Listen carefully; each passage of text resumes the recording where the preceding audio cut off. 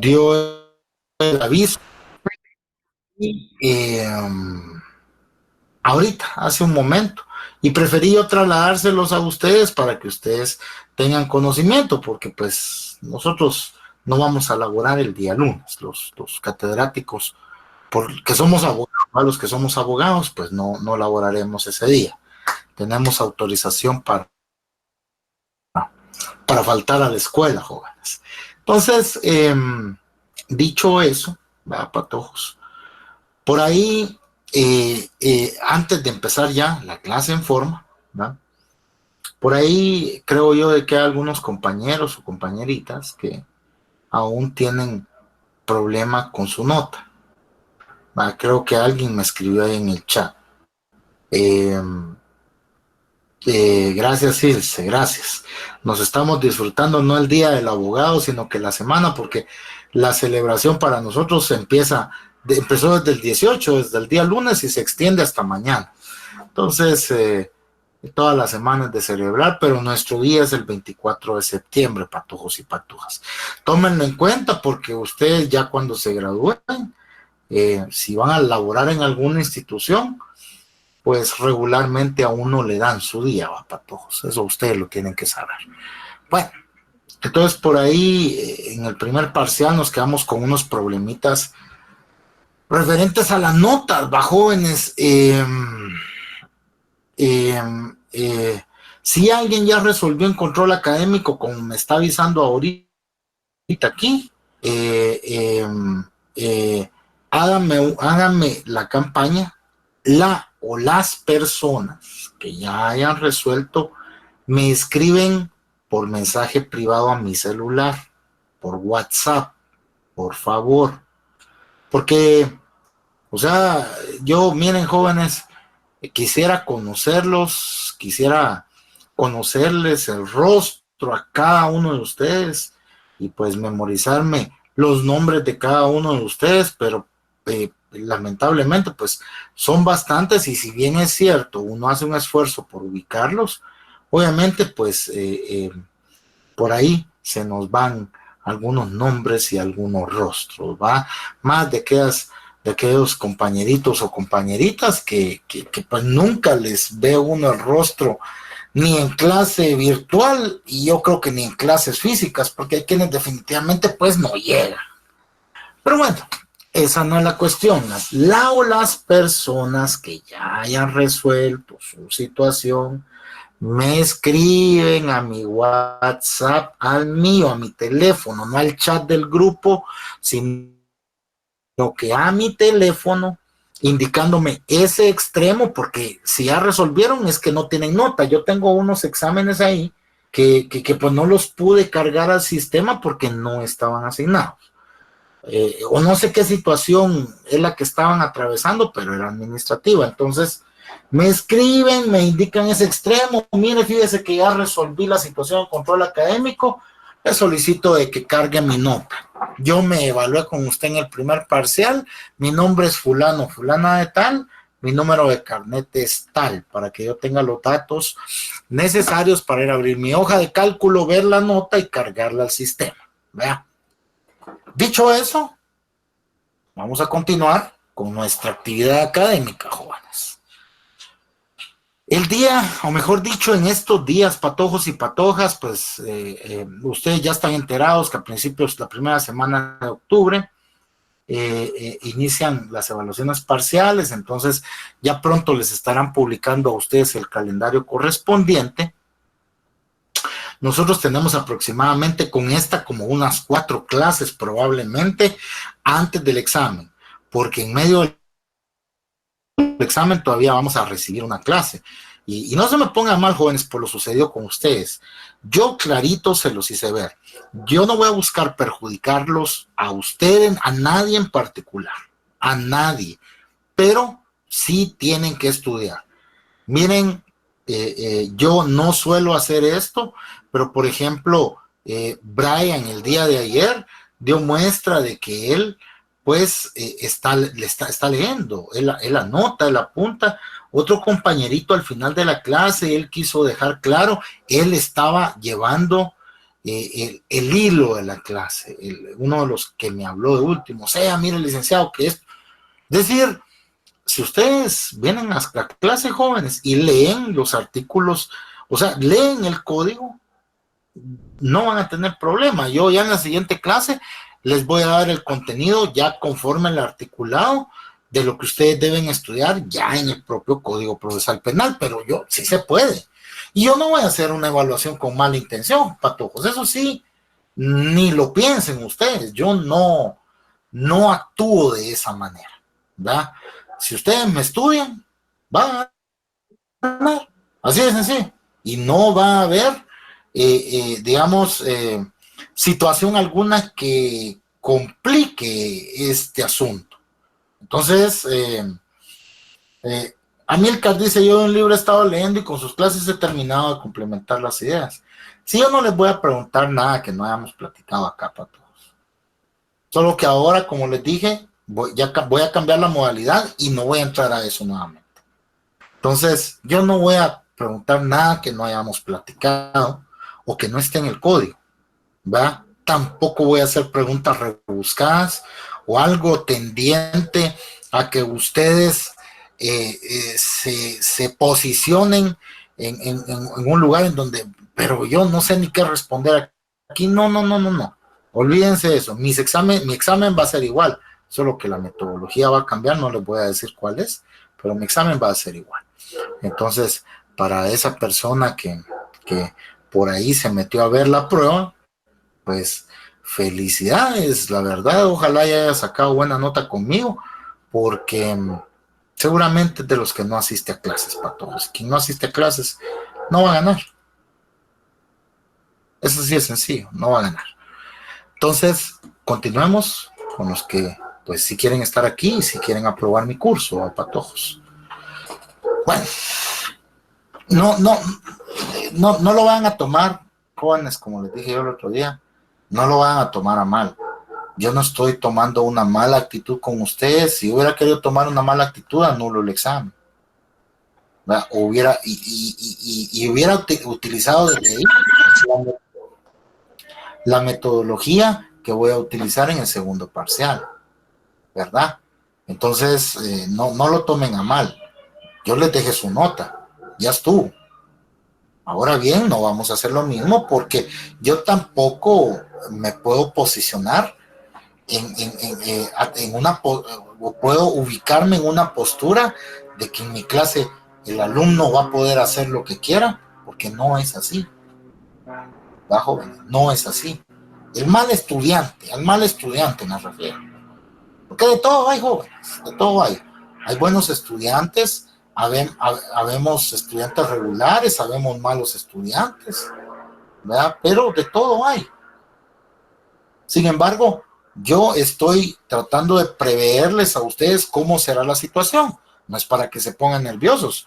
Pongan atención, estudien, participen y no va a haber problema, ¿verdad? Bueno, vamos pues. El día de ayer hablamos, patojos, acerca de la aprehensión, las formas de aprehensión que hay, va, jóvenes. Cuando la aprehensión es una medida de coerción tendiente a lograr la presencia del sindicado en el proceso, ¿verdad? No es la única, hablamos de la citación, hablamos de la conducción y platicamos así un poquito más a fondo acerca de la presentación espontánea. Ahora bien, sumerjámonos ya en el estudio de la propia declaración de la persona. Se presenta un acto introductorio, ¿verdad? Se procede a solicitar la aprehensión, a aprehender una persona en flagrancia, recordando una cosa muy importante.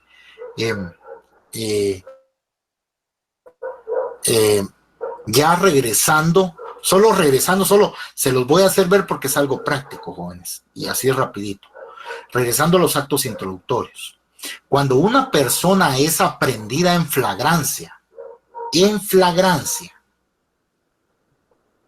por parte de la Policía Nacional Civil, ¿Cómo se llama el acto introductorio cómo se le denomina el acto introductorio que ellos presentan ante el órgano contralor para poner a disposición del juzgado a la persona que se refiere, al sindicado? ¿Cómo se le denomina?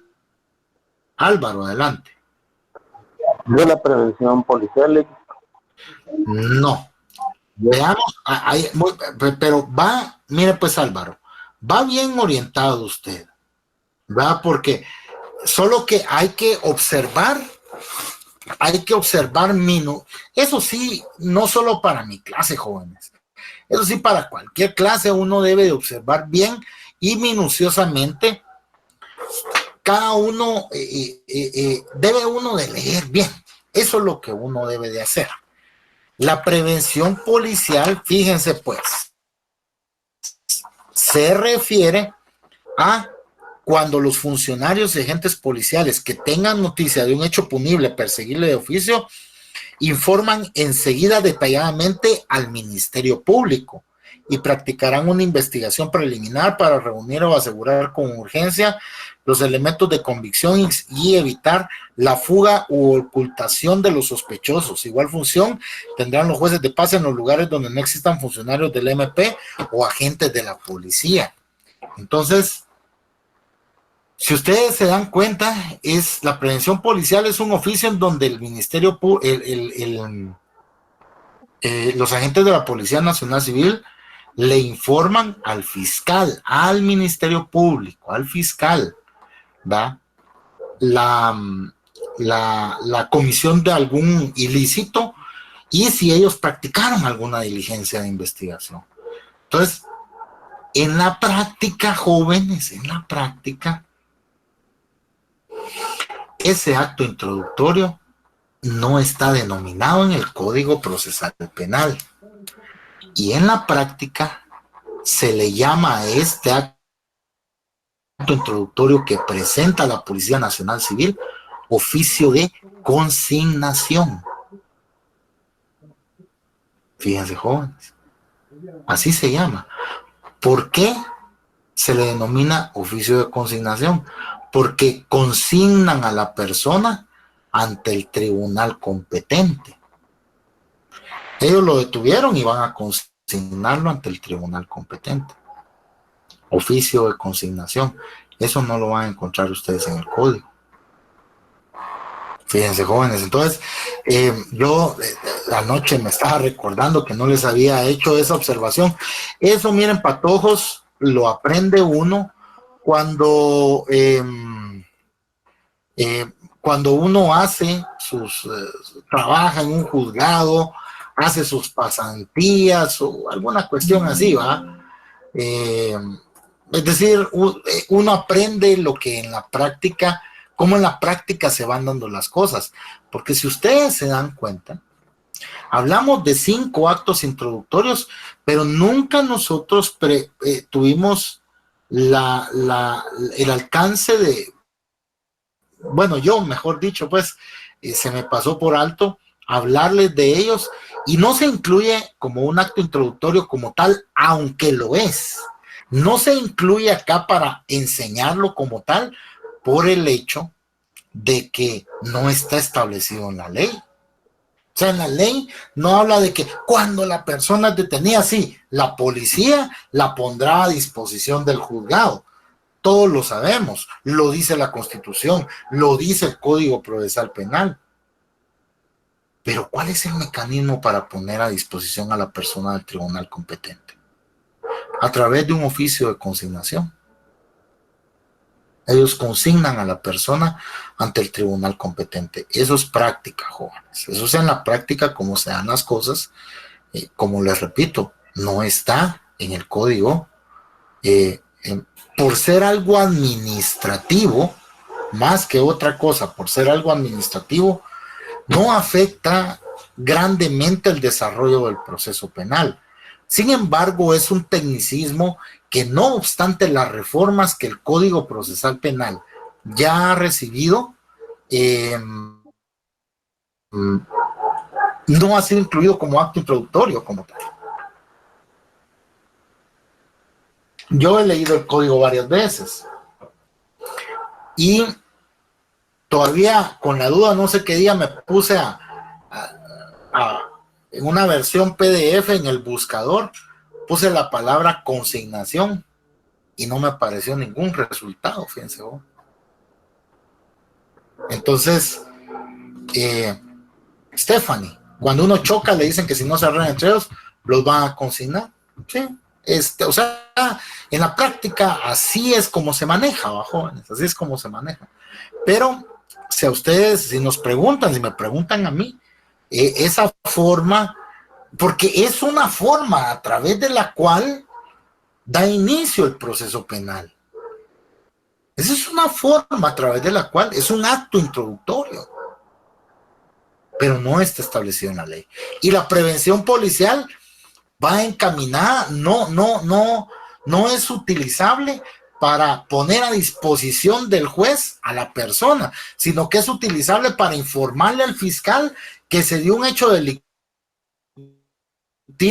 y que derivado de ese hecho delictivo, ellos, los agentes de Policía Nacional Civil realizaron determinados actos que ahí se los detallan. Eso es una prevención. Pero eso ustedes lo tienen que saber, ¿va? Ahora bien, continuamos con la declaración de sindicato.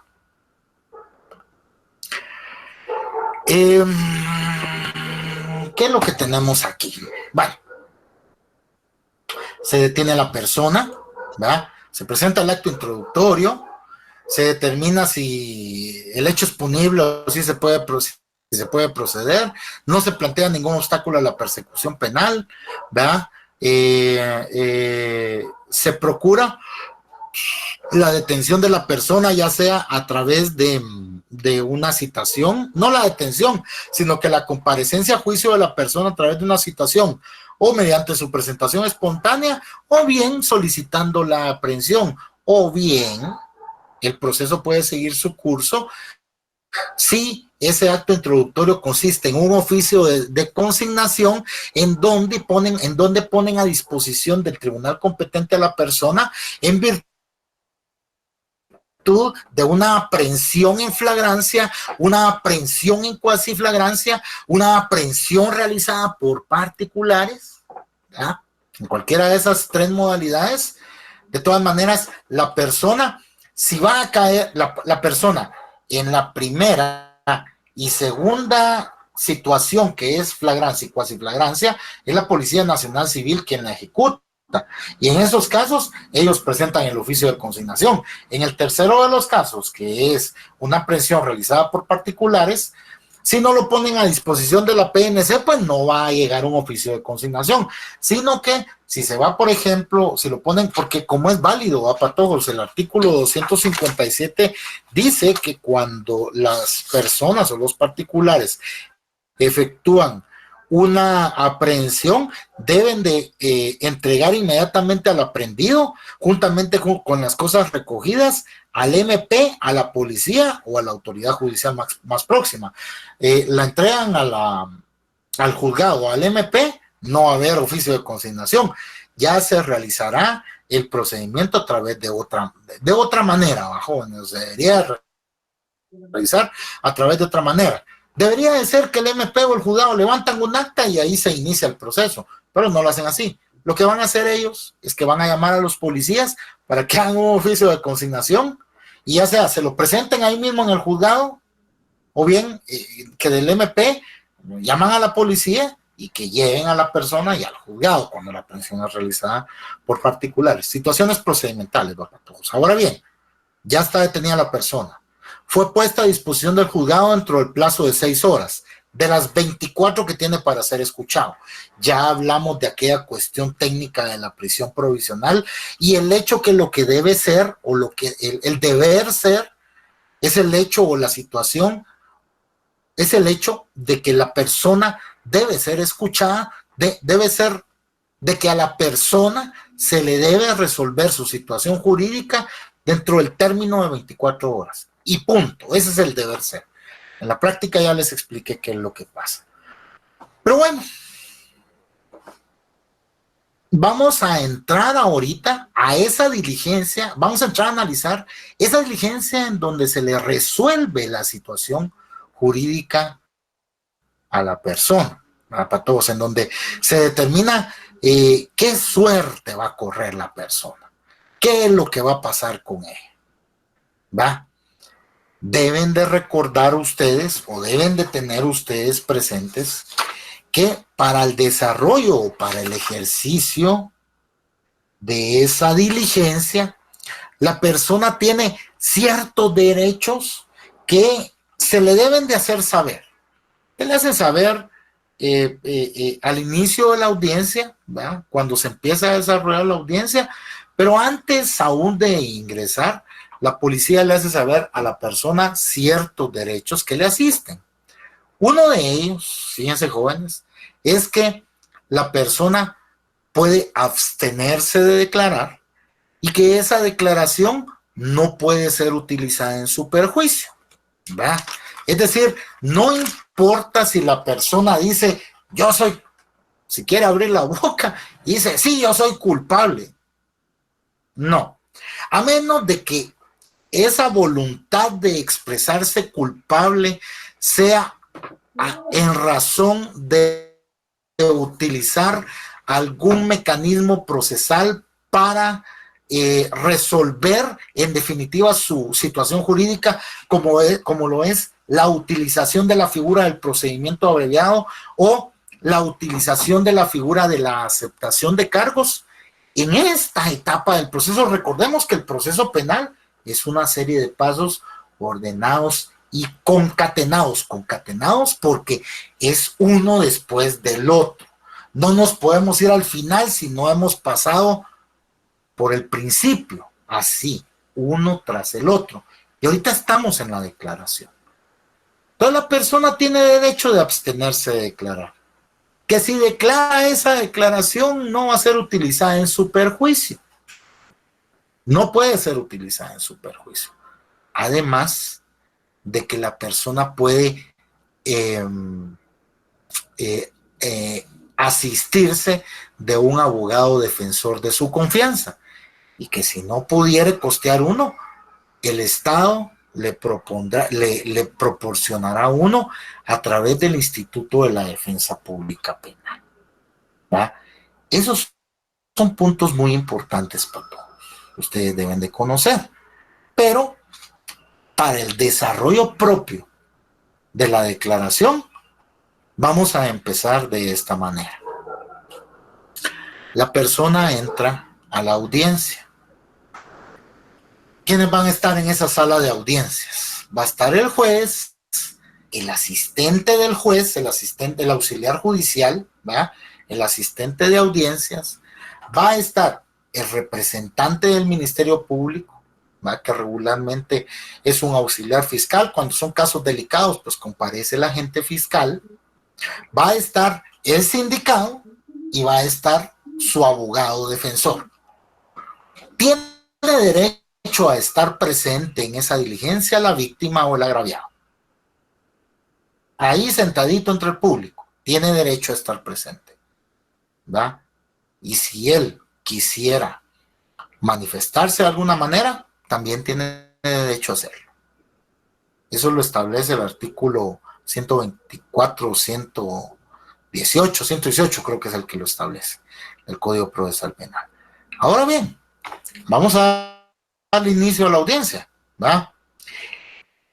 Acá, la audiencia de declaración de sindicado, después de que Juan Pérez fue detenido porque el día 15 de septiembre a las 18 horas en el Parque Central, ubicado en la Plaza de la Constitución, ubicado en la zona 1 de la ciudad capital, despojó de sus pertenencias, ¿verdad? Haciendo uso de un arma blanca o cuchillo a Luisa López, ¿verdad? La despojó de un bolso dentro del cual se encontraba su cartera, dinero, identificaciones, su teléfono móvil, etcétera, ¿va? Pero utilizó un cuchillo, ¿va? La persona fue detenida en flagrancia, Va siendo las 6 de la tarde, unos policías ahí iban cruzando la esquina y observaron cuando la persona estaba asaltando a Luisa López y fueron y lo detuvieron. Lo tuvieron. Entonces, eh, pues lo pusieron a disposición del tribunal competente, siendo las, ¿qué? 18, las 22 horas, 4 horas después de su detención. Tenían 20 horas para escucharlo y lo pusieron a disposición del juez de turno, ubicado en la torre de tribunales. Entonces, el juez tenía hasta el 16 de septiembre a las 18 horas para escucharlo, siendo el día 16 de septiembre a las 16 horas ingresan a la audiencia de declaración de sindicado. El Ministerio Público manifestó estar listo, ya tenía la declaración de algunas personas, mandó a los investigadores del DEIC a solicitar las cámaras de una tienda que estaba ahí abierta y que casualmente tenía una cámara apuntando ahí al lugar del hecho. Los investigadores documentaron a través de álbum fotográfico el momento mismo de la comisión del ilícito y seguidamente pues se procede a llevar a cabo, no, se procedió a poner a disposición a la persona del órgano jurisdiccional competente, siendo las 22 horas, todo dentro del plazo.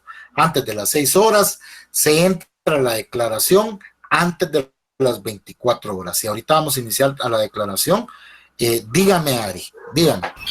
Perdone, licenciado, que lo interrumpa. Tengo una duda con respecto a que si es cierto, si no hay parte pidiente, sueltan al acusado. No, Ari. Mire, aquí lo que pasa es que aquí entra en juego aquella cuestión, no aquella cuestión, sino que aquello que nosotros, de lo que nosotros platicamos acerca de la acción penal, ¿verdad? Cuando la acción penal es pública, dependiente de instancia particular, si no hay instancia que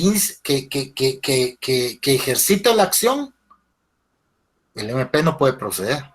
En unas lesiones culposas en donde el agraviado no esté, ahí sí.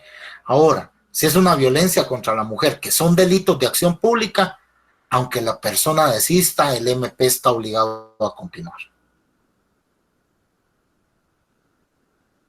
Ya de acuerdo, licenciado. También se puede dar en el caso del robo, se podría decir.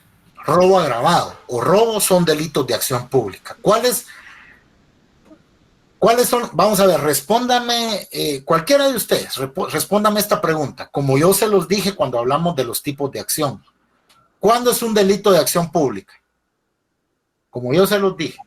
Cuando no se encuentra contenido en los artículos de los delitos de acción privada y los delitos de acción pública con instancia particular. Cuando se 100 puntos, Leli. por parte del Ministerio. Excelente. Excelente. 100 puntos, ahí está. No está en el catálogo de los delitos de acción pública dependiente de instancia particular, ni en los delitos de acción privada, es de acción pública. Entonces, el robo agravado o el robo no es un delito de acción pública dependiente de instancia particular, mucho menos de acción privada. ¿Qué quiere decir eso? Que aunque la persona, Luisa López, diga, bueno, yo ya no quiero continuar, yo desisto, yo renuncio al ejercicio de mis derechos, el MP tiene la obligación de continuar. Así de sencillo. Gracias, Luis, por la aclaración. Muy bien. Bueno, entramos a la audiencia entonces, audiencia de declaración de sindicato. Bueno, en primer lugar, patojos, ustedes deben tener claro el contenido de los artículos 81 y 82 del Código Procesal Penal. Muy claros, muy claros. ¿Por qué? Porque esos artículos establecen claramente cuál es la forma de proceder y de qué manera se desarrolla la diligencia, ¿verdad? Entonces, en primer lugar, acorde al artículo 81 del Código Procesal Penal, ¿verdad? Al inicio de la audiencia, el juez le va a explicar al sindicado con palabras sencillas, o sea, la persona que cometió el delito, sencillas y claras, el objeto y forma en que se desarrollará el acto procesal. O sea, esta audiencia de declaración de sindicado le va a explicar cuáles van a ser los pasos que se van a tomar, que esos son los que vamos a desarrollar aquí.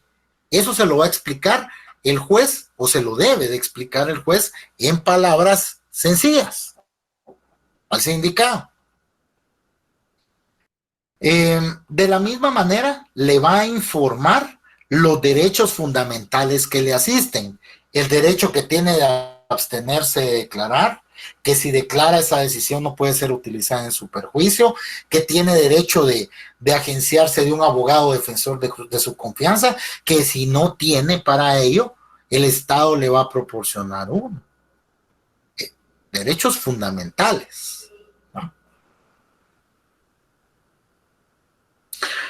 Los derechos fundamentales que le asisten, y le advertirá también que puede abstenerse de declarar y que tal decisión no podrá ser utilizada en su perjuicio.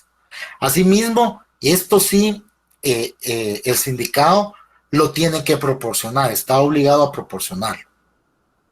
Le pedirá que proporcione su nombre completo, edad, estado civil, profesión u oficio, nacionalidad, fecha y lugar de nacimiento, domicilio, lugar de residencia, y si fuera el caso, nombre del cónyuge e hijos y las personas con quienes vive, de las cuales depende o estén bajo su guarda. En las declaraciones que preste el sindicado durante el procedimiento preparatorio, el juez deberá instruirle acerca de que puede exigir la presencia de su defensor y consultar con él la actitud a asumir antes de comenzar la declaración sobre el hecho. Entonces, miren, jóvenes, acá estamos hablando de la diligencia de declaración del imputado, declaración del sindicado, no primera declaración como lo escuchamos ahí en las noticias, porque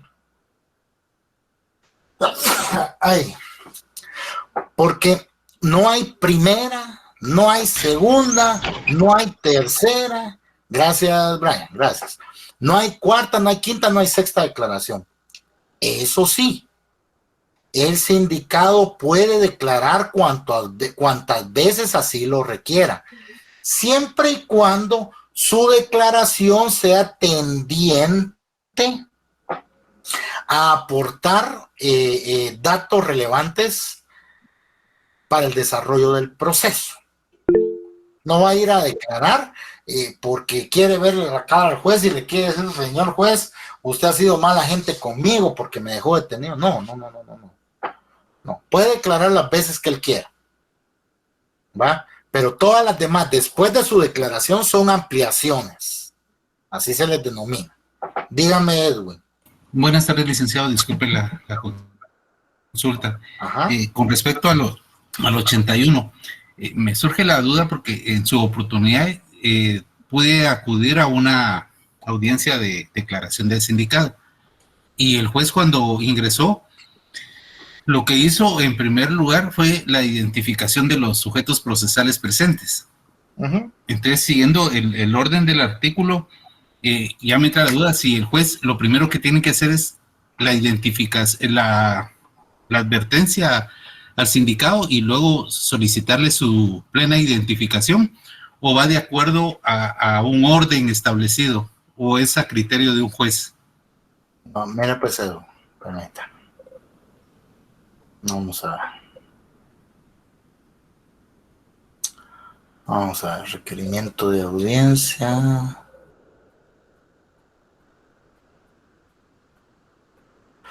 Bueno.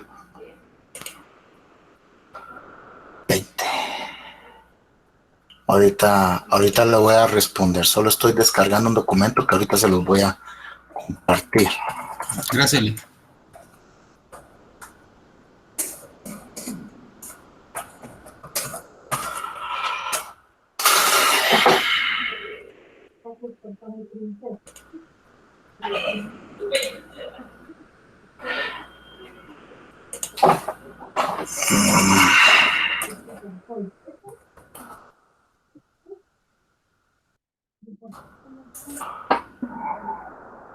Procesal penal. Bueno, entonces ahorita ustedes en el chat abran el documento que les envié.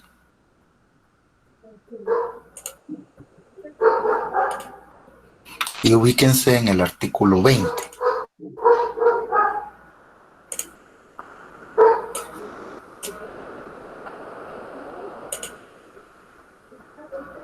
Vamos a...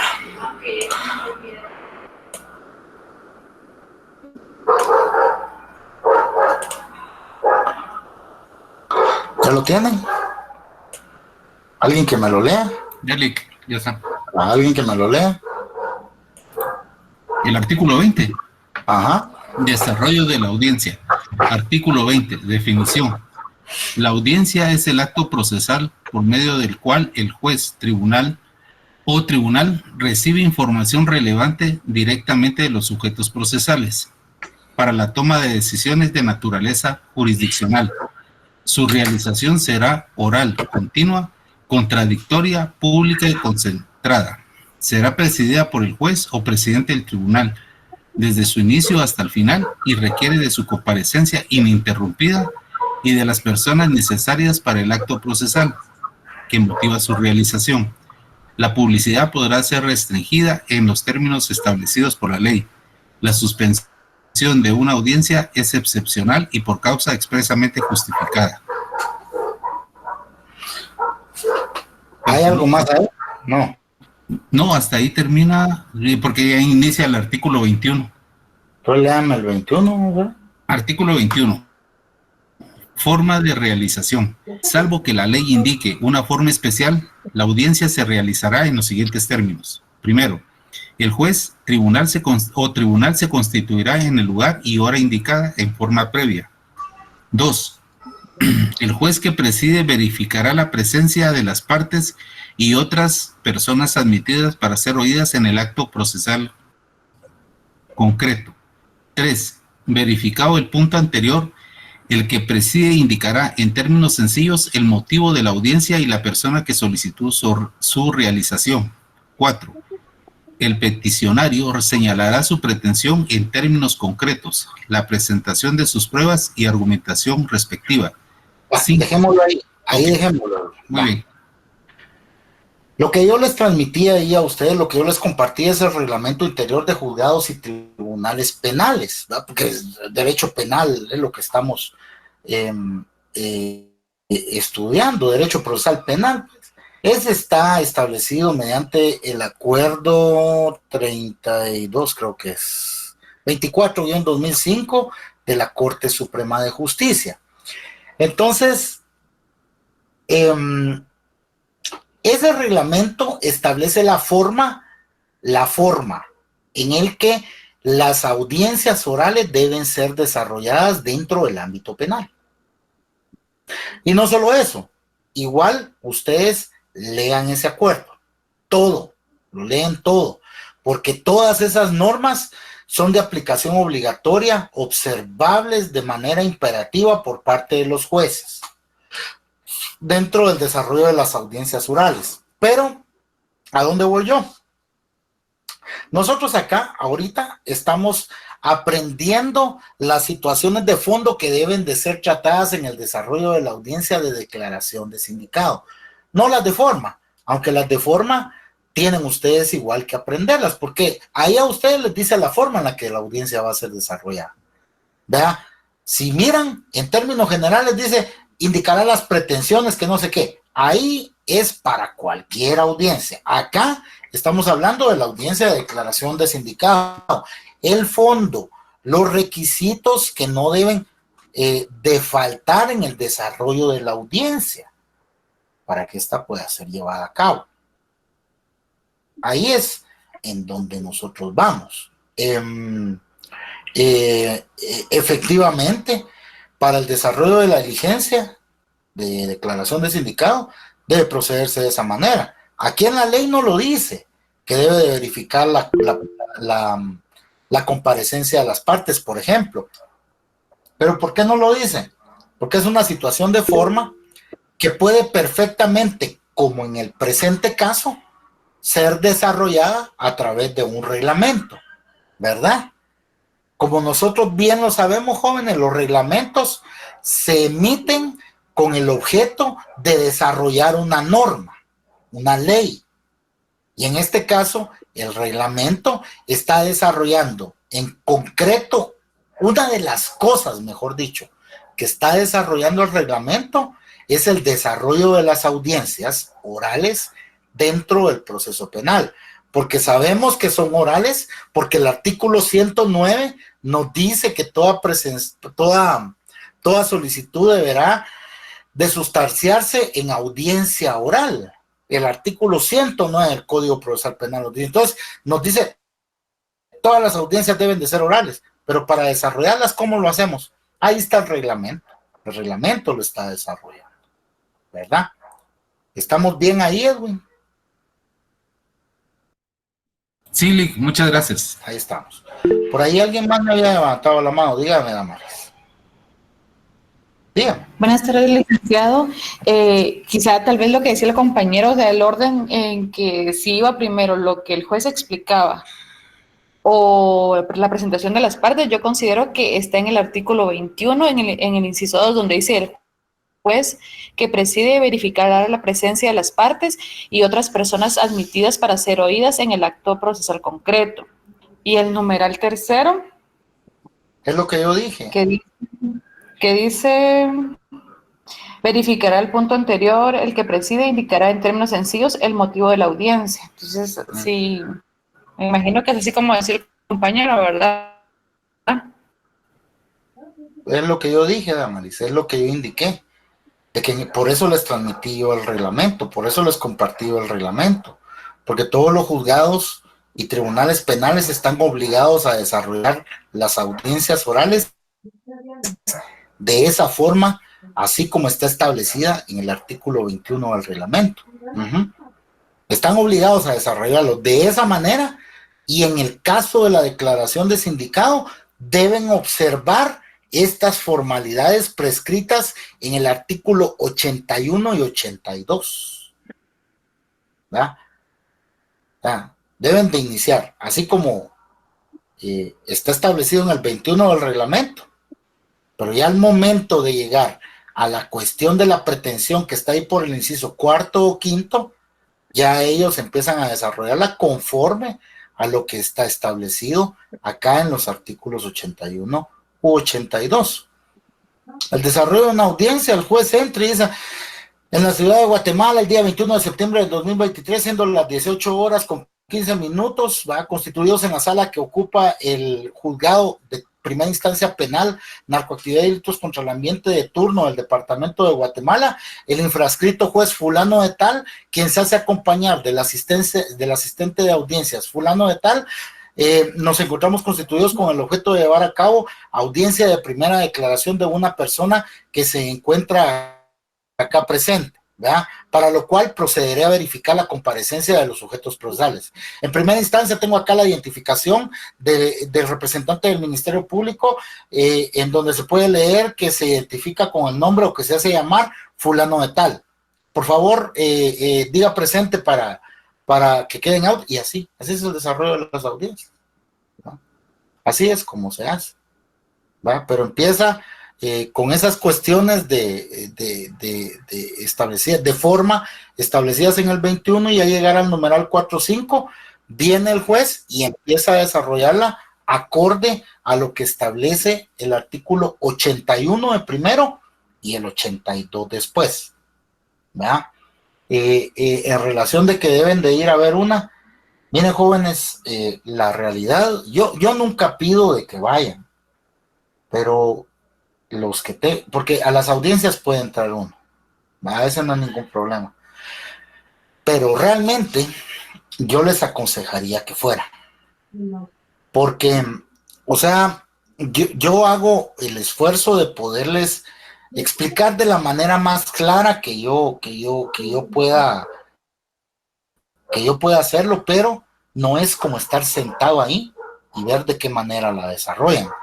Pero no vayan sin que antes ustedes hayan estudiado bien lo que a la declaración del sindicato se refiere, el reglamento que yo les acabo de trasladar, para que cuando vayan viendo la serie de pasos, cómo se desarrollan, sepan ustedes cuál es el fundamento de la actitud que el juez o los sujetos procesales están tomando. Sepan ustedes dónde está, porque esa es nuestra función, va para todos. Así es como nosotros desarrollamos nuestro trabajo como abogados, ¿va? Entonces, ustedes, quienes tengan la facilidad, por ejemplo, de ir aquí a la torre de tribunales, no los dejan entrar en grupos grandes. Pues yo diría que fueran 1, 2, 3, cuando mucho, y vayan a averiguar, hablen con el secretario del juzgado. Tienen que tener uno la pena de hablar, que tienen que quitarse uno la pena de hablar, jóvenes.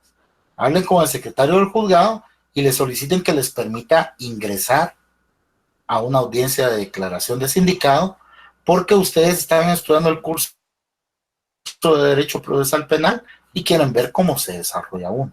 Entonces, yo les recomendaría eso, porque la verdad, ustedes no tienen idea de cómo ayuda, ¿verdad? Ustedes no tienen idea de cómo ayuda. Honestamente,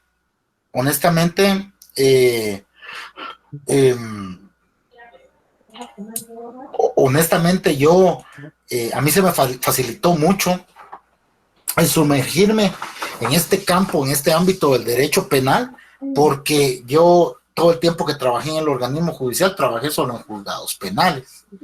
Entonces, por eso se facilitó mucho. Mire, Amílcar, fíjese que yo entiendo lo que usted dice, que en internet, y sí, por ahí encuentra uno una guía y todo, pero como les repito, cada caso, cada audiencia, jóvenes, aunque no lo crean, cada audiencia, cada caso es distinto, no hay caso ni audiencia que sea igual. Entonces es mejor irla a ver en vivo, ¿va? Quienes puedan, tómense su tiempo para hacerlo, como les digo. Yo no los obligo, porque hay otros catedráticos que los obligan, le dan puntos, ¿va? Dan puntos, dan hasta 5 puntos, van, digamos, y van por grupos pequeños y todo, porque no solo el juzgado de turno está ahí, está en Misco, hay en Villanueva, juzgados de turno también, que ahí es más fácil que lo dejen ingresar a uno. Entonces, los catedráticos les piden las constancias y bueno, les dan hasta unos 5 puntos y todo. Yo sé que los ayuda a ustedes, pero hay quienes entiendo que no tienen tiempo, ¿verdad? Entonces, por eso yo mejor lo hago opcional para quien quiera, porque de veras, jóvenes, ustedes no tienen idea de cómo ayuda eso, pero cuando ustedes ya llevan el conocimiento adelantado. Entonces, estamos en el desarrollo de la audiencia de la declaración de sindicato. Las advertencias preliminares se le hacen ver al sindicato, que son las contenidas en el artículo 81. Luego, el artículo 82 concretamente ya establece la forma en la que esa pretensión de fondo va a ser plasmada en primera instancia, ¿verdad? Externada por parte del fiscal, porque acá, en un proceso penal, el fiscal va a tener una pretensión, el abogado o defensor va a tener una pretensión también, el juez tiene que decidir. Entonces, en primer lugar, ¿qué es lo que se hace? El juez le da la palabra, vamos a ver si eso está aquí o yo nada más tengo que írselos desarrollando. El juez le da la palabra al fiscal para que intime los hechos. ¿Qué entienden ustedes por intimar los hechos, patojos? ¿Qué entienden? Para que relate cómo fueron los hechos, Lick. Muy bien. Solo que, muy bien, Ari. Sí tiene el fiscal que relatar, pero al sindicado. O sea, por eso es intimar, ¿va? Le va a intimar los hechos al sindicado. Le va a imputar hechos al sindicado. Le va a hacer saber al sindicado, ¿verdad? ¿Por qué fue él detenido? ¿Va? Y en qué conducta delictiva delictiva o delito, se tipifica el hecho que se le atribuye. Es decir, lo que el fiscal, bueno, no solo eso, lo va a hacer con todas aquellas circunstancias de tiempo, modo y lugar, ¿verdad? ¿Cuáles son las disposiciones legales aplicables y los elementos de convicción existentes? Más o menos el fiscal hace esto, miren pues, jóvenes. Señor, ¿cómo se llamaba Luis Pérez, ¿cómo? No me recuerdo. Usted se encuentra acá detenido, ¿verdad? Porque fue aprehendido el día 15 de septiembre del año 2000. Eso es lo que el fiscal le dice a la persona. Ahí está intimando el fiscal. Usted fue aprehendido el día 15 de septiembre del año 2023 a las 18 horas, ¿verdad? En las cercanías de la Plaza de la Constitución, ubicada en la zona 1 de esta ciudad capital, por los agentes de Policía Nacional Civil. Ahí sí, fulano de tal y mengano de tal. Porque esas son circunstancias de modo. El modo en el que fue él aprehendido y debe de incluir por quién fue aprendido él. Entonces, usted fue aprendido por fulano y sutano, ¿verdad? En virtud de que cuando ellos se encontraban realizando un recorrido de seguridad ciudadana en el sector, se percataron que usted en el lugar anteriormente indicado se encontraba despojando de sus pertenencias a la señora Luisa López, va con un cuchillo amenazándola con un cuchillo en la mano. Y derivado de la rápida intervención que realizaron los agentes antes relacionados, se logró evitar que usted se diera a la fuga. Dice se diera a la fuga porque ahí ya estamos hablando de que el hecho ya lo había cometido. El ilícito ya estaba consumado, porque ya lo había despojado de sus... Por el miedo al cuchillo, la señorita le dio sus pertenencias. Bueno. Luego de que ya le dice, porque ya le dio las circunstancias de tiempo, le dijo el día y la hora, lugar, le dijo en dónde fue, y el modo en que se realizó, en el que la persona ejecutó el ilícito. Ahora bien, por lo cual, esta representación, dice el fiscal, siempre dicen así, esta representación, o sea, el Ministerio Público, lo acusa a usted de la posible comisión del ilícito de... ¿Qué delito, patojos? ¿Qué delitos hay? Robo agravado. Robo agravado. Muy bien, muy excelente. Ahí está, patojos. Robo agravado. ¿Va? Regulado en el artículo 252 del Código Penal. ¿Va? Los elementos de convicción con los que esta representación cuenta son los siguientes. Ahí es donde les digo, patojos. Si ustedes se dan cuenta, el numeral 1 del artículo 82 da cuenta de elementos de convicción, no pruebas. La prueba se origina o se genera ¿en dónde?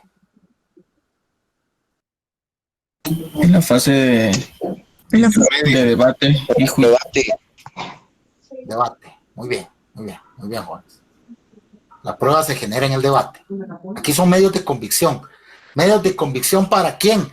Para el juez. ¿Va? El Ministerio Público pretende generar en la psiquis del juzgador la idea de que la persona pudo haber cometido el hecho o participado en él. Él lo tiene que, el Ministerio Público a través de esos medios lo tiene que convencer. ¿Y en qué consisten esos medios de convicción? Ahí llega el fiscal con una carpeta, va, jóvenes, con un folder. En medio del folder, ahí va la prevención policial, la declaración ministerial, en sede ministerial de los agentes captores.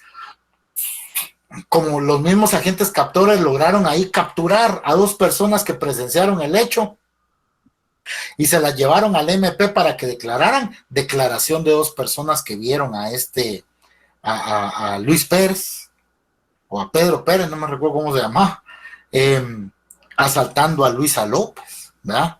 Y además, el informe, un fotograma que contiene extractos de la grabación que le fueron a solicitar los policías a un comerciante de una tienda que estaba ahí cerca, en donde había una cámara que precisamente estaba apuntando al lugar. Medios de investigación preliminares, jóvenes. No se puede pedir tampoco una investigación completa, porque en esta etapa del proceso no buscamos quebrantar la presunción de inocencia de la persona. Solo buscamos, o el juez, mejor dicho, o el Ministerio Público busca, en primera instancia, contar con los elementos de convicción suficientes para generar esa presunción en la psiquis de quien juzga de que la persona pudo haber cometido el hecho o participado en él. No necesitamos aquel cúmulo de pruebas, jóvenes, algunos elementos, pero esos elementos, esos medios de convicción, tienen que orientar a pensar que la persona tuvo participación en el ilícito que se le está atribuyendo. Estamos en el desarrollo de la audiencia de declaración de sindicado, y eso es lo que hace el MP, intima de primero. Intima de primero. Cuando el Ministerio Público termina, el señor juez o la señora jueza viene y le dice al sindicado: bueno, señor fulano de tal, usted ya ha escuchado al Ministerio Público la intimación que le ha formulado. Debo decirle, como ya le indiqué al principio, que usted está en toda la libertad de abstenerse de declarar, si ese es su deseo.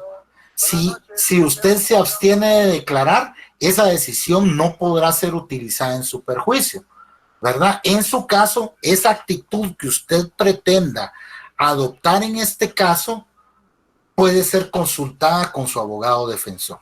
Entonces, denme un minuto, jóvenes, denme un minuto, solo denme un minuto, perdón.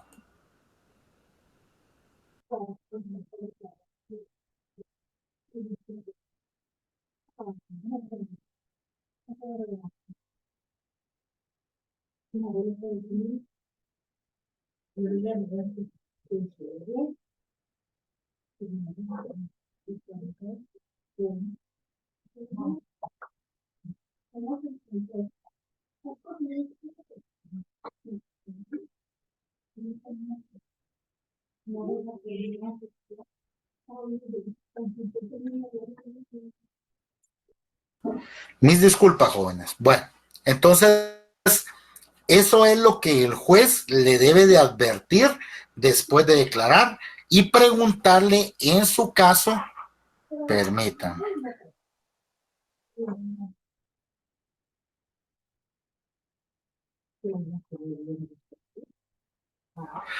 Y preguntarle o cuestionarle al sindicado en su caso si es su deseo declarar.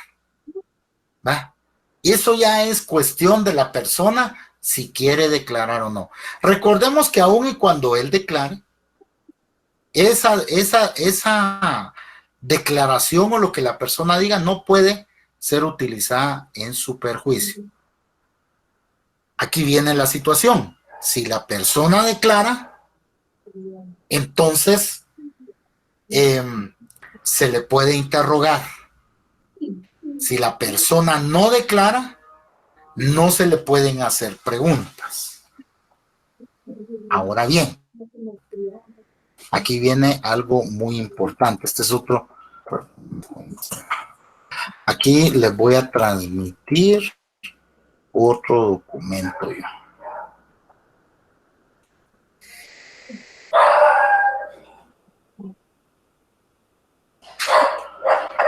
Aquí les voy a transmitir otro documento. Miren pues, jóvenes.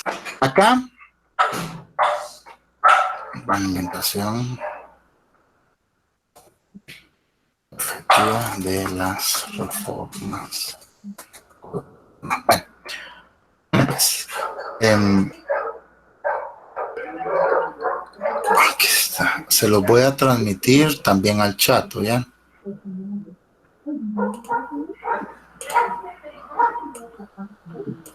Va. Miren pues, jóvenes, ayer cuando estábamos platicando acerca del artículo 13, me parece, de la Constitución, así rapidito, no, perdón, 9. El artículo 9 de la Constitución, vimos que ese habla de interrogatorio a detenidos, a presos o detenidos. Entonces miren pues, jóvenes, la Constitución es del año de 1985, nuestro Código Procesal Penal es del año de 1996. La Constitución establece de que las únicas autoridades facultadas para realizar el interrogatorio a los presos o detenidos son las autoridades judiciales, ¿verdad? Ahora bien, fíjense, mis estimados estudiantes, de que acorde a la manera en la que ha evolucionado nuestro derecho procesal penal en Guatemala, al menos en esta audiencia, los jueces, a los jueces no se les permite interrogar al detenido. Déjenme decirles algo, yo les voy a quitar esto un ratito y les voy a compartir el documento a través del cual se les prohíbe a los jueces, o no es que se les prohíba, no se les permite interrogar a las personas. Permítame, tu pantalla no se puede compartir. Entonces, miren pues, patojos.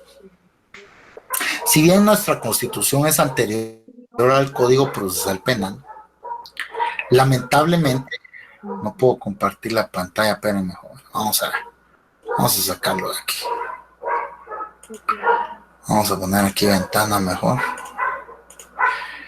Entonces, fíjense, patojos y patojas, que lamentablemente nosotros no quiere compartir esto, jóvenes.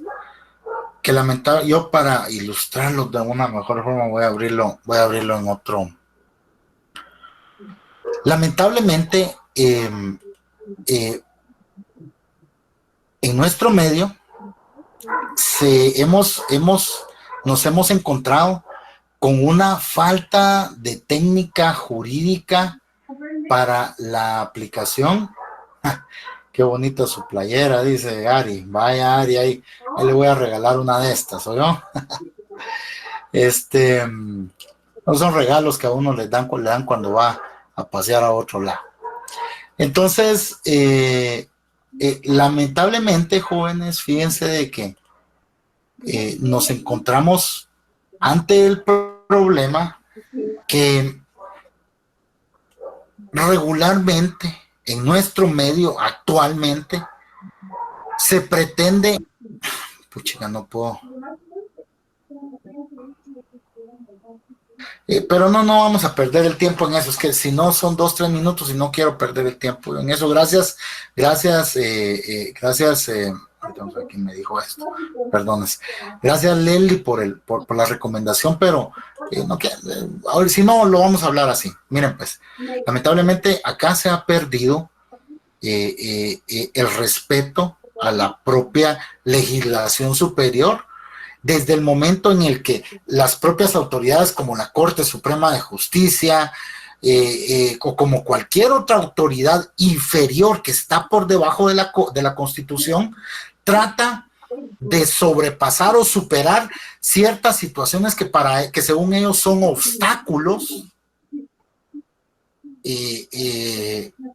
emitiendo ellos acuerdos que claramente son inferiores a la Constitución. Eso está mal, joven. Si ya tenemos, miren, ay Dios, ya tenemos rato de que se viene haciendo eso. Se los digo porque ese acuerdo marco interinstitucional que les acabo yo de trasladar es un acuerdo al que se llevó a cabo o al que se arribó entre el organismo judicial, el Ministerio Público y el Instituto de la Defensa Penal. Es decir, este organismo de Estado y estas otras dos instituciones acordaron que para el desarrollo de la diligencia de declaración de sindicado, que es lo que estamos viendo ahorita, deben de seguirse ciertos criterios o deben de observarse ciertos criterios, tal y como se encuentra establecido en el propio acuerdo. Miren, la Cámara Penal de la Corte Suprema de Justicia, el Instituto Público de la Defensa Penal y la Fiscal General del Ministerio Público, la Fiscal General y Jefa del Ministerio Público acuerdan, dicen ellos, la creación de este acuerdo marco interinstitucional para la implementación efectiva de las reformas al Código Procesal Penal. Y ellos acuerdan establecer criterios para la efectiva aplicación de las reformas al Código Procesal Penal. Y se refieren al artículo que estamos estudiando.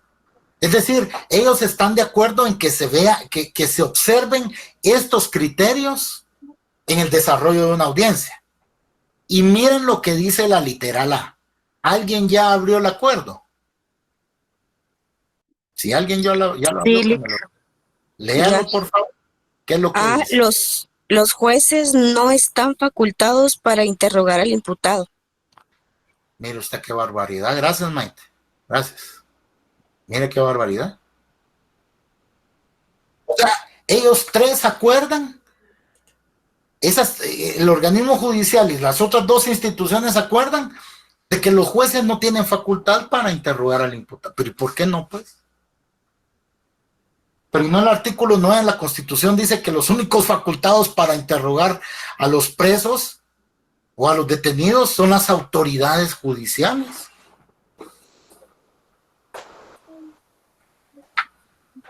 Pero eso es aquí, en esta audiencia, porque en debate, los miembros del Tribunal de Sentencia sí tienen la facultad de interrogar al sindicado, fíjense, jóvenes.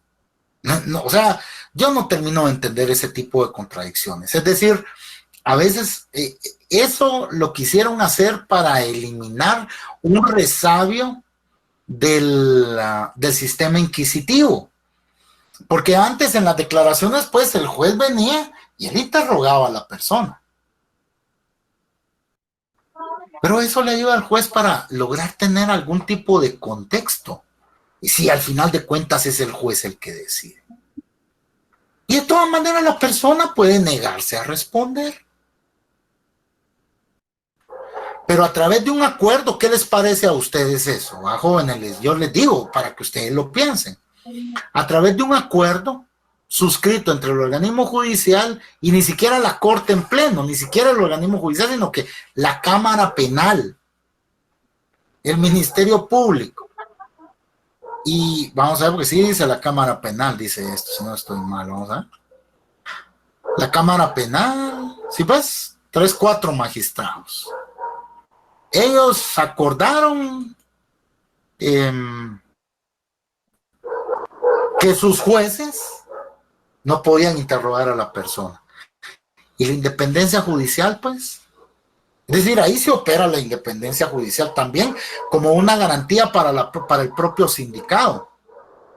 En cuanto a que yo estoy dispuesto a que el juez me pregunte porque yo no tengo nada que esconder. Si quiere el que me pregunte, lo que yo le responda tal vez le puede ayudar a él a esclarecer el caso. Pero, vean ustedes, un acuerdo superando el artículo 9 de la Constitución. ¿Sería inconstitucional? Sí, es inconstitucional. Pero, como dijo Karl Marx, ¿verdad, patojos? Los instrumentos o las ordenanzas, las disposiciones que se encuentran libradas, aun y cuando adolezcan de inconstitucionalidad, serán válidas en tanto no se utilice el mecanismo adecuado para declararlas como inconstitucionales. O sea, eso es válido porque nadie ha planteado, aquí no sería una declaratoria de inconstitucionalidad, sino que un amparo con base en el caso de procedencia establecido en la literal C del artículo 10 de la ley de amparo. Porque esta es una disposición no legislativa, pero que sí adolece de inconstitucionalidad. Pero bueno, yo se los quería dejar ahí, en el aire, va para todos. Va. Estamos en la audiencia de declaración de sindicado. Y mis disculpas, jóvenes, pero no puedo, no me da el sistema. Vamos a ver.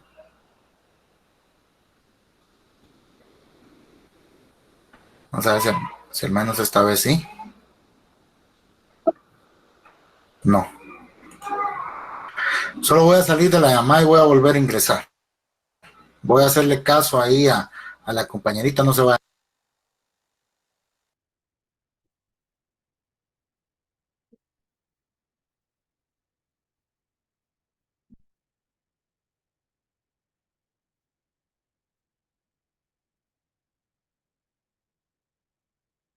Vamos a ver si ahorita sí funciona esto para todos.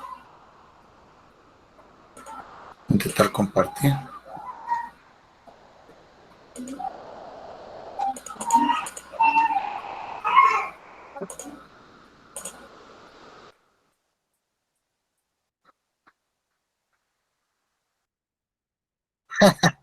Hoy está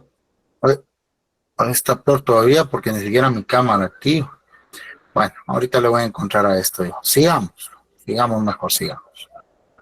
Entonces, mis estimados, estimadas estudiantes, la situación acá radica entonces en el hecho de que debemos de tener claro nosotros, permítanme,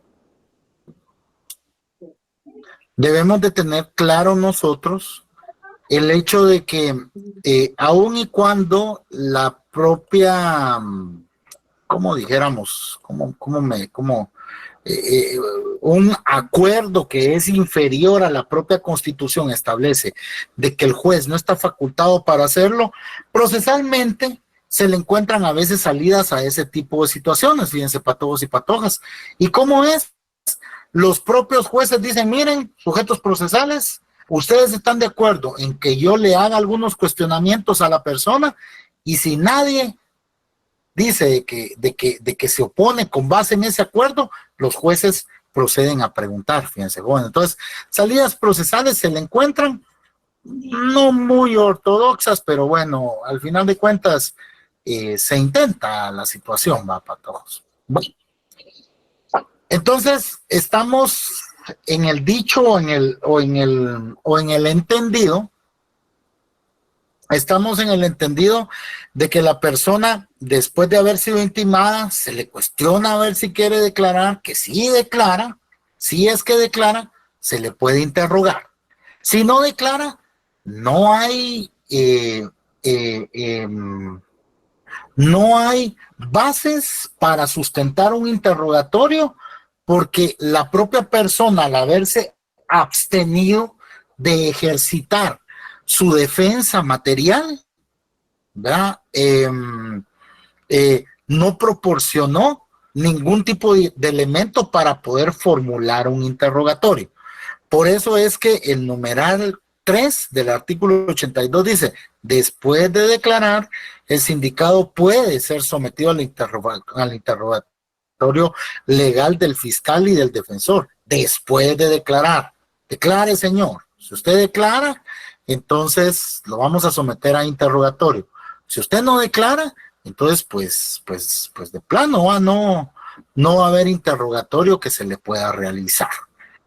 Bueno, luego de eso, va, patojos, el juez le concederá la palabra al fiscal y al defensor para que demuestren y argumenten sobre la posibilidad de ligar al proceso al sindicado, debiendo de resolver de manera inmediata. Acá tenemos, vamos a ver, interrogatorio, argumentos del fiscal y del defensor.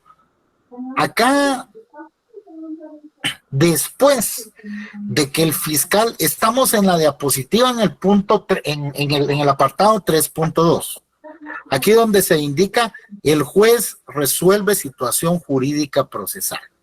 Es decir, de forma inmediata, el juzgador debe de analizar ya volví en línea yo.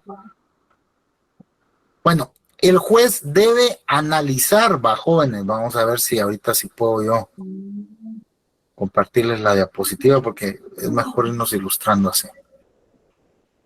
Ojalá ahorita sí me deje, si no, ahí está. Bueno, ahí está, hoy sí. Bueno, entonces estamos en el punto 3.2, ¿verdad? El juez resuelve situación jurídica procesal, ¿verdad? De forma inmediata. En este punto, ¿verdad, jóvenes? En este punto, luego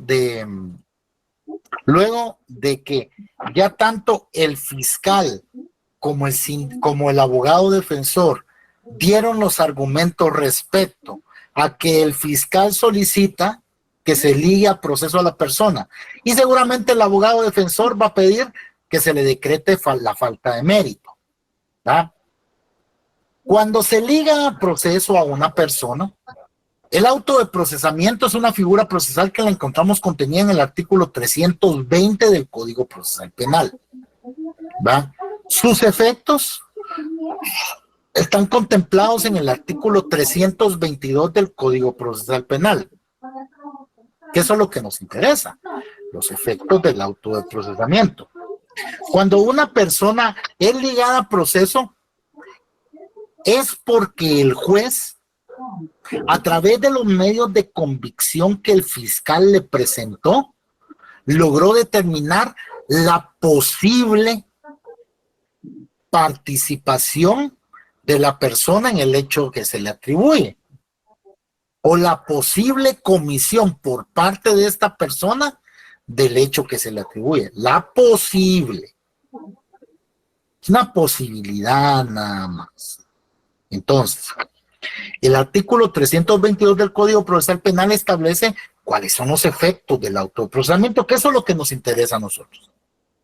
Cuando una persona es ligada a proceso, según el artículo 322, ¿verdad? Cuando el juez ya después del análisis de los medios de investigación que le presentó el fiscal, de los argumentos que le dio el fiscal y de los argumentos que le dio el abogado defensor, él llega al convencimiento de que sí hay que ligar a proceso a esta persona.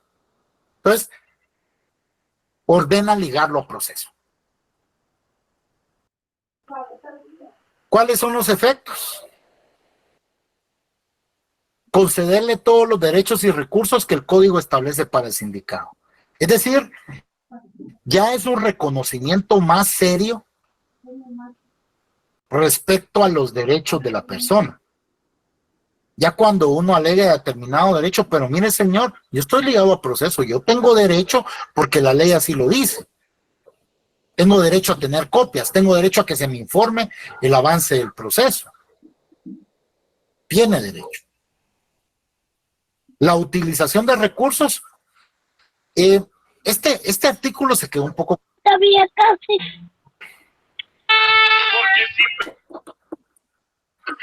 Este artículo se quedó un poco corto, fíjense jóvenes, porque, digamos, dice concederle todos los recursos que este código establece para el imputado. Les digo se quedó corto porque el artículo 71 del Código Procesal Penal le concede al imputado todos los derechos, ¿verdad? Y uno de los derechos es el de utilizar la vía recursiva, desde que la persona es señalada por primera vez dentro de un proceso penal. Es decir, mucho antes de que se dicte un auto de procesamiento, la persona goza de los derechos que el propio código establece hacia ella, hacia el sindicado. Y eso no lo digo yo, ya hay doctrina legal al respecto por parte de la Corte de Constitucionalidad, en cuanto al hecho de que una persona no necesariamente tiene que estar ligada a proceso para hacer uso de la vía recursiva, como lo dice este artículo, ¿va? Porque este artículo está dando a entender que en tanto la persona no ha sido ligada a proceso, no puede recurrir, ¿no? No. Desde que una persona es señalada de la posible comisión de algún ilícito, a partir de ese momento, la persona puede hacer uso de los recursos que la ley establece. Eso está establecido en el artículo 71 y ya hay doctrina legal al respecto en cuanto al hecho de que desde que se le señala a la persona, esa persona puede utilizar la vía recursiva. ¿Verdad, jóvenes? Pero bueno, sigamos. ¿Cuál es el otro efecto del auto de procesamiento? Sujetarlo a las obligaciones y prevenciones que del proceso se deriven, inclusive el embargo precautorio de bienes. Cuando a esta figura del embargo precautorio nos referimos, estas son otras medidas de coerción que no se encuentran precisamente contempladas en el Código Procesal Penal, pero que sí pueden ser aplicadas. ¿Por qué? Porque el artículo 278 del Código Procesal Penal remite al Código Procesal Civil cuando de medidas precautorias se pretende discutir. Es decir, ¿qué medidas precautorias? El arraigo, el embargo, la anotación de demanda, la intervención, el secuestro. Las medidas que están establecidas a partir del artículo 525, me parece, del Código Procesal Civil y Mercantil, pueden ser utilizadas acá dentro del ámbito penal también. Respecto al sindicado, cuando se dicta auto de procesamiento, únicamente hace referencia al embargo precautorio de bienes. Pero en términos generales, si ustedes se van al artículo 124 del Código Procesal, cuando habla de la acción reparadora, ahí dice que uno de los derechos de la víctima o el agraviado es la de solicitar en cualquier momento la aplicación de medidas precautorias, como esta, como el embargo, como el secuestro, como el arraigo, como la intervención, etcétera, aquellas contenidas en el Código Procesal Civil y Mercantil, aplicables acá, con la única finalidad, en aquel caso, de garantizar el ejercicio de la acción reparadora. Para todos. Pero bueno, otro de los efectos del auto de procesamiento es sujetar a la persona civilmente responsable a las resultas del procedimiento.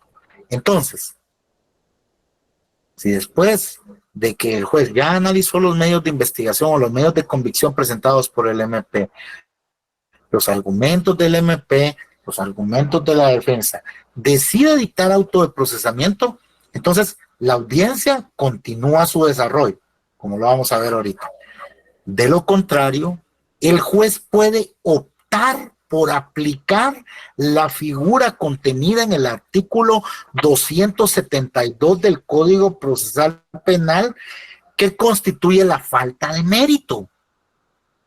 El artículo 272 establece que si no concurren los presupuestos para dictar auto de prisión preventiva. ¿Cuáles son esos presupuestos para dictar auto de prisión preventiva? Aquí nos vamos al artículo 259. El artículo 259 nos habla de la prisión preventiva y nos dice: se podrá ordenar la prisión preventiva después de oír al sindicado cuando medie información, 1, sobre la existencia de un hecho punible, y 2, motivos racionales suficientes para creer que el sindicado lo ha cometido o participado en él. Entonces,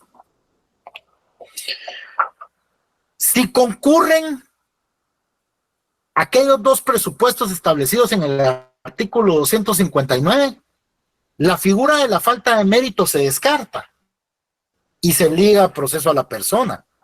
Pero si no concurren estos presupuestos establecidos en el artículo 259, es decir, no media información sobre la existencia de un hecho punible y no median motivos racionales suficientes para creer que el sindicado lo ha cometido o participado en él, entonces hay que aplicar la falta de mérito. ¿Y qué es lo que provoca la falta de mérito, patojos? Que el proceso se detenga ahí. La falta de mérito no cierra irrevocablemente el proceso, pero ahí se detiene. ¿Se puede reabrir? Sí, se puede reabrir. Una vez concurran nuevos elementos que tornen viable la renovación de la persecución penal y la persona obtiene su inmediata libertad. Hasta aquí. ¿Tienen alguna duda, jóvenes? No, licenciado. No, Ari. Excelente. Luis Fernando, va. Entonces, nos estamos saludando el siguiente miércoles, ¿va? Estas clases sí son fundamentales para todos. Fundamentales, no me van a faltar, por favor. Hay un buen grupo ahorita, faltan como 100, y yo sé que ustedes van a salir bien en mi curso si no dejan de asistir. Vamos a dejar la sesión de clases el día de hoy por ahí. Ustedes tienen su siguiente clase. Yo les deseo un excelente descanso, un muy buen fin de semana y espero poderlos saludar a todos sin ninguna novedad el siguiente miércoles. Gracias, licenciado. Feliz noche. Gracias, licenciado. Gracias, licenciado. Feliz noche. Gracias, licenciado. Gracias, licenciado. Feliz noche.